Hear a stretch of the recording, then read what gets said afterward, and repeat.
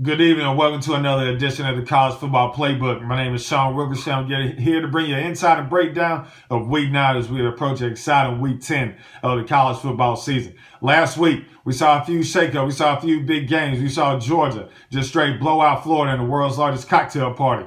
We saw Washington State beat Stanford. We saw Cal upset Washington. We saw Texas be upset by Oklahoma State.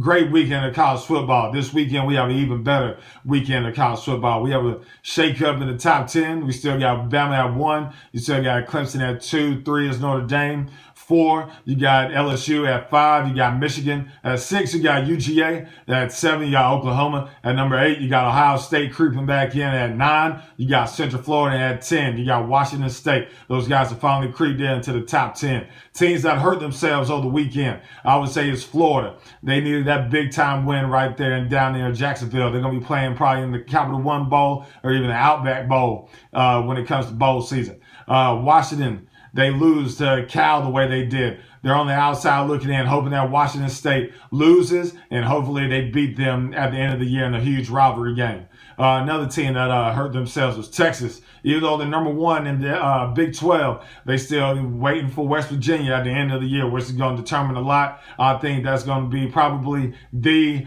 Big 12 championship game, but hey, we should determine a lot right there. Teams that helped themselves over the weekend was those Georgia Bulldogs.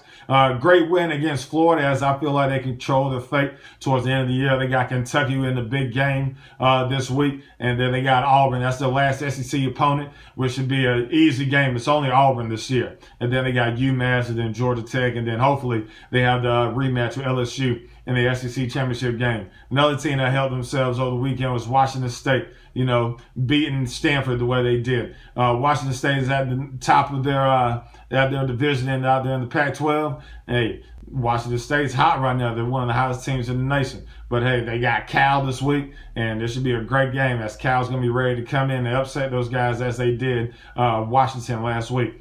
Games of the week this week, I would say, is going to be Georgia and Kentucky, which is going to be Georgia's going to block Kentucky. But the premier, the big time game is going to be Bama versus LSU. And me personally, I think LSU is going to knock off Bama. Bama's going to be a one-loss team in the college football playoff, but I think it's going to be a great game down there in Death Valley as LSU is going to come out with a lot on their shoulders. And I think they're going to pull off the upset. Another big game.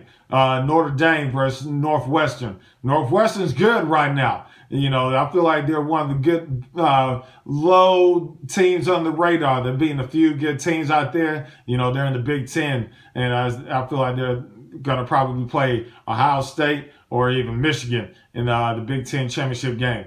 I got to ask the question by Ted out there in Bonaire, Georgia. Who are the top 5 quarterbacks in my eyes in the NCAA this year? Number 1 is absolutely Tua. At 2, you got Will Greer out there in West Virginia. At number 3, I feel like it's a tie. You can put these guys at 3 and 4. I say you got Kyler Murray out there in Oklahoma, and you got Jake Fromm at Georgia. At number 5, I would say you got Trevor Lawrence. Any of those guys are interchangeable at any given week, but I think Tua is the absolute number 1 right now. He may even win the Heisman this year. That's how I'm feeling.